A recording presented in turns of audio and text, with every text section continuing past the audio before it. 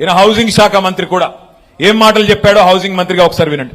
Housing రాబోయే 3.5 సంవత్సరాల్లో తల తాకట్టు పెట్టైన 20 లక్షల ఇళ్లు ఈ రాష్ట్రంలో కట్టిస్తాము. 20 లక్షల ఇళ్లు ఇచ్చిన తర్వాతనే మళ్లీ అసెంబ్లీ ఎన్నికల్లో మీ గుమ్మానికి వచ్చి ఓటు అడుగుతాము. 20 లక్షల ఇళ్లు కట్టిస్తాము, కట్టించినాకనే మీ గుమ్మానికి వచ్చి ఓట్లు అడుగుతాం. సగం సినిమా అయిపోయింది కదా, మరి కట్టాడా 10 లక్షల ఇళ్లు? దమ్ముందా పొంగులేటి గారు? 20 లక్షల ఇండ్లు కడితేనే ఓటు అడుగుతా అన్నావు కదా, ఆ మాట మీద నిలబడే సత్తా ఉందా అని నేను పాలేరు వేదికగా అడుగుతా ఉన్నా. దమ్ముంటే స్పందించమని చెప్పి కోరుతా ఉన్నా. 20 లక్షల ఇండ్లు కడతా అని చెప్పి చెప్పాడు. మరి 20 లక్షల ఇండ్లు ఆయన రాఘవ కన్స్ట్రక్షన్ కడుతుందో లేకపోతే ఈయన గారు కడతారో ప్రభుత్వం కడతాదో నాకైతే తెలియదు. ఎందుకంటే హైదరాబాద్ లో ఎక్కడ చూసినా భూములు లాక్కోవడం, నడుస్తున్న ప్రాజెక్టులు లాక్కోవడం.